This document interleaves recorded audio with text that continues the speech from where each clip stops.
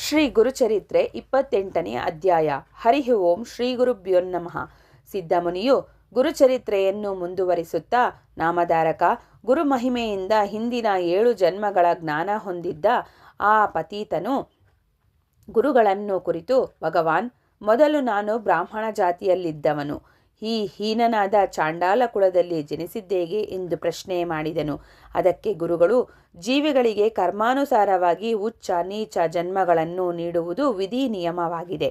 ನೀನು ಬ್ರಾಹ್ಮಣನಾಗಿದ್ದಾಗ ತಂದೆ ತಾಯಿ ಗುರು ಹಿರಿಯರನ್ನು ಧಿಕ್ಕರಿಸಿ ನಡೆದದ್ದರಿಂದ ಅಧಃಪತನ ಹೊಂದುತ್ತಾ ಕೊನೆಗೆ ಈ ಚಾಂಡಾಳ ಜನ್ಮದಲ್ಲಿ ಜನಿಸಬೇಕಾಯಿತು.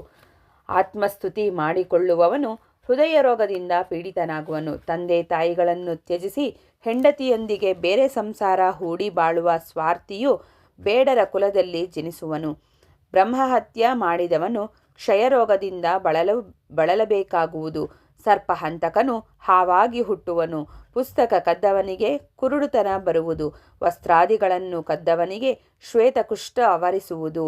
ಹೀಗೆ ಪಾಪಕರ್ಮ ಮಾಡಿದವನಿಗೆ ನೀಚ ಜನ್ಮಗಳು, ಪುಣ್ಯಕರ್ಮ ಮಾಡಿದವನಿಗೆ ಉಚ್ಚ ಜನ್ಮಗಳು ದೊರೆಯುವುದು ವಿಧಿನಿಯಮವಾಗಿದೆ. ಈಗ ನಿನಗೆ ಪಾಪ ಪುಣ್ಯಾದಿ ಕರ್ಮಗಳಿಗೆ ಫಲವೇನಿರುತ್ತದೆ ಎಂಬುದರ ಸಂಪೂರ್ಣ ಜ್ಞಾನವಾಗಿದೆ. ಆದ್ದರಿಂದ ನೀನು 1 ತಿಂಗಳವರೆಗೆ ನಿತ್ಯ ಸಂಗಮದಲ್ಲಿ ಸ್ನಾನ ಮಾಡಿ ಔದುಂಬರಕ್ಕೆ ನಮಸ್ಕರಿಸು. ಅಂದರೆ ಆ ಪುಣ್ಯ ಫಲದಿಂದಾಗಿ ಮುಂದಿನ ಜನ್ಮದಲ್ಲಿ ನೀನು ಬ್ರಾಹ್ಮಣನಾಗಿ ಜನಿಸುವಿ ಎಂದು ವಿವರಿಸಿ ಹೇಳಿದರು.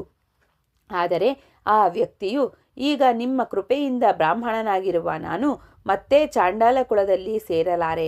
ದಯವಿಟ್ಟು ನನ್ನನ್ನು ಬ್ರಾಹ್ಮಣ ಕುಲದಲ್ಲಿಯೇ ಸೇರಿಸಿಕೊಳ್ಳುವ ಕೃಪೆ ಮಾಡಿರಿ ಎಂದು ಮೊಂಡುತನ ಮಾಡತೊಡಗಿದನು. ಅಷ್ಟರಲ್ಲಿ ಪತೀತನು ವೇದ ಉಚ್ಚರಿಸುತ್ತಿರುವನೆಂಬ ವಾರ್ತೆಯು ಆತನ ಮನೆಯವರೆಗೂ ತಲುಪಿತ್ತು. ಪತೀತನ ಹೆಂಡತಿಯು ತನ್ನ 4 ಮಕ್ಕಳೊಂದಿಗೆ ಕುತೂಹಲದಿಂದ ಮಠದ ಆವರಣಕ್ಕೆ ಬಂದಳು.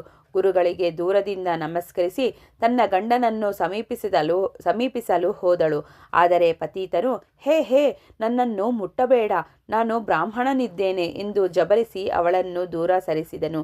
ಪತೀತನ ಹೆಂಡತಿಯು ಅಳುತ್ತಾ, ಸ್ವಾಮಿ, ಈತನು ಹೀಗೆ ನಮ್ಮನ್ನು ನಡು ನೀರಿನಲ್ಲಿ ಬಿಟ್ಟರೆ ನಮ್ಮ ಗತಿಯೇನು? ದಯವಿಟ್ಟು ಈತನಿಗೆ ಬುದ್ಧಿ ಹೇಳಿ ನನ್ನೊಂದಿಗೆ ಕಳಿಸಿಕೊಡಿರಿ ಎಂದು ಗುರುಗಳಲ್ಲಿ ಪ್ರಾರ್ಥಿಸಿಕೊಂಡಳು.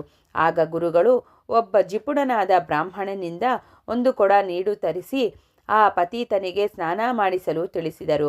ಬ್ರಾಹ್ಮಣನು ಅದರಂತೆ ಮಾಡಿದಾಗ ಪತೀತನ ಮೈಗೆ ಅಂಟಿಕೊಂಡಿದ್ದ ಅಭಿಮಂತ್ರಿತ ಭಸ್ಮವೆಲ್ಲ ತೊಳೆದು ಹೋಯಿತು. ಅದರೊಂದಿಗೆ ಆತನಿಗೆ ಉಂಟಾಗಿದ್ದ ಜ್ಞಾನವೂ ಹೊರಟು ಹೋಯಿತು. ಆಗ ಪತೀತನು ಯಾವ ತಕರಾರನ್ನು ಮಾಡದೆ ತನ್ನ ಹೆಂಡತಿ ಮಕ್ಕಳನ್ನು ಕರೆದುಕೊಂಡು ಆನಂದದಿಂದ ಮನೆಗೆ ಹೋದನೆಂಬಲ್ಲಿಗೆ ಸಾರರೂಪ ಶ್ರೀ ಗುರುಚರಿತ್ರೆಯ 28ನೇ ಅಧ್ಯಾಯವು ಮುಕ್ತಾಯವಾಯಿತು.